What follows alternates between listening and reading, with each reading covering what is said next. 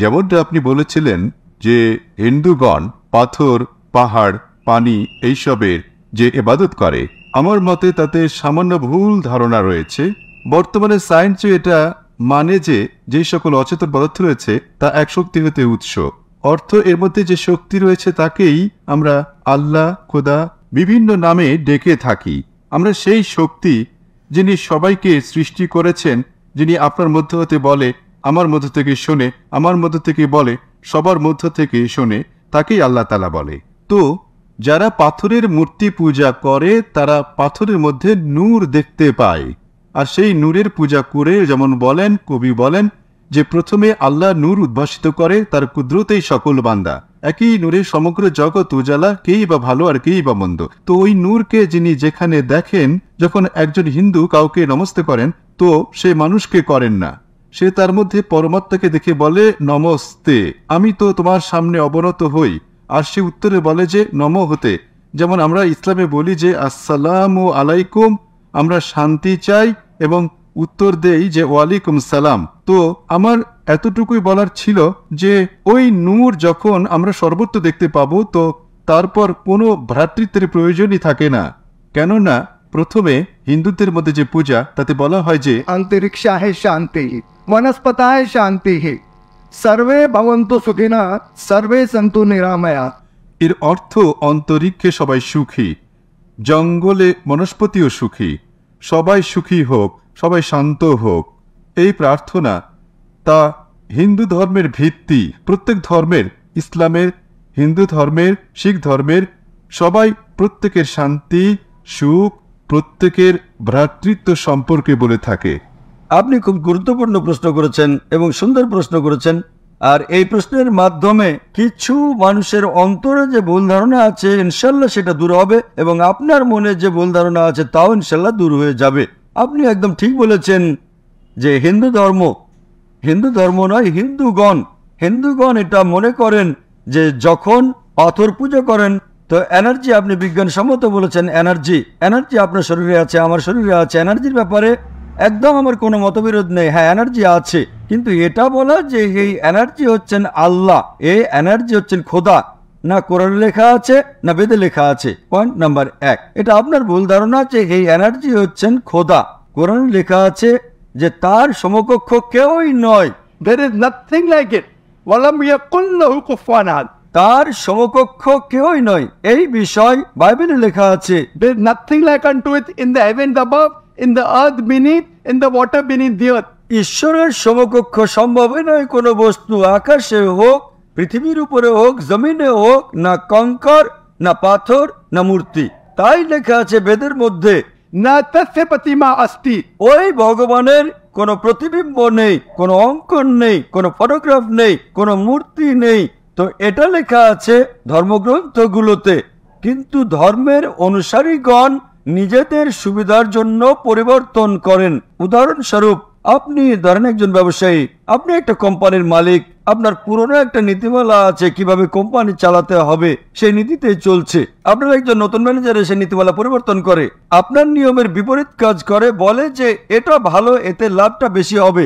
আপনার কিছু নিয়ম আছে, আপনার নীতি হচ্ছে যে আমি ইমানদারির সাথে কাজ করব, আপনার ম্যানেজারের নীতি হচ্ছে ইমানদারি ছাড়েন, পয়সা বেশি আয় করতে হবে। আপনি যখন জানতে পারবেন আপনার ম্যানেজার আপনার নীতিমালা ভঙ্গ করছে, বলবে মালিক বেশি পয়সা পাওয়া যাবে, ঘুষ দেন।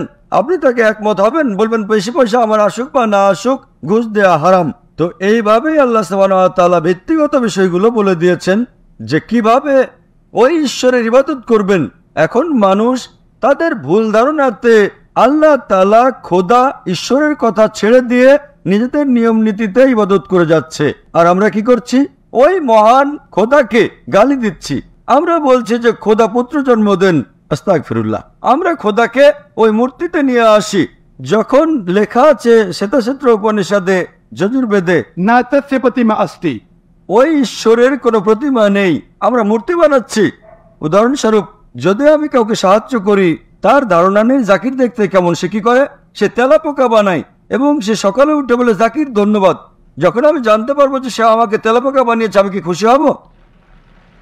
যদি সে আমাকে এমনিতেই শুধু বলতো জাকির ধন্যবাদ, যথেষ্ট। আরে ধন্যবাদ না বললেও তো চলতো, কিন্তু আমাকে তেলাপোকা বানালো, মানুষকে তেলাপোকা বানালো। আমার কিছু পরিবর্তন হোক বা না হোক, সে তো বোকা বনে যাচ্ছে না। কেমন একটা বোকা মানুষ, আমার কিছু যায় আসে না, আমি দয়ালু, বাদ দেন, আমার তেলাপোকা কি যায় আসে। আমি বলবো কত বোকা মানুষ সে, কি বোকা যে তেলাপোকার সামনে অবনত হচ্ছে। তো এইভাবে খোদা প্রত্যেক ধর্মগ্রন্থে দেখিয়ে দেন কিভাবে তার ইবাদত করতে হবে, কিভাবে তার কথা শুনতে হবে। আমরা আসি আর নিজের মতো করে ভাবতে থাকি Energy of God. কোথায় লেখা আছে এনার্জি খোদা। আপনার যে প্রশ্ন তার উত্তরটা আপনি নিজেই দিয়েছেন। আপনি একটা উদাহরণ দিয়েছেন যে হিন্দু লোক বলে নমস্তে। নমস্তে শব্দটা কোথা থেকে আসে আপনি সম্ভবত জানেন। নমস্তে আসে ইদম নমমে থেকে। ইদম নমমে মানে আমি আপনার সামনে অবনত হই, আমি আপনার ইবাদত করি, বুঝলেন? ইদম নমমে আপনি বলতে চান যে আমি আপনার মধ্যে ঈশ্বরের ইবাদত করি। উদাহরণস্বরূপ সে লোক হচ্ছে একজন চোর, আপনি তাকে বানালেন ঈশ্বর। আপনি ঈশ্বরকে এত ঘৃণিত মনে করেন? ব্যভিচারী লোককে আপনি বলছেন ঈশ্বর, তাতে ভ্রাতৃত্ব বাড়বে না বরং কমবে।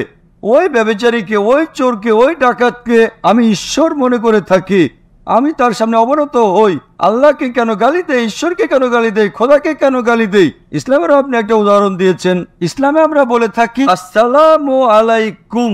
আল্লাহ তাআলার কাছে আমরা বলি এই লোককে আল্লাহ শান্তি দান করুন।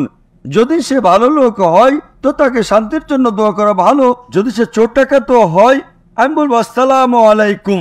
আমি বলছি হে আল্লাহ, হে রব, হে খোদা, হে ঈশ্বর, হে ভগবান, এই ডাকাতের প্রতি রহমত বর্ষণ করুন। না কোনো মন্দ কথা, না আমি আল্লাহকে গালি দিচ্ছি, তার জন্য দোয়া করছি যে তুমি অন্যায় কাজ ছেড়ে দাও আর সঠিক পথে চলে এসো। যদি আমি তাকে খোদা মানি তো সে খুশি হবে, আরো চুরি করবে, আরো ব্যভিচার করবে।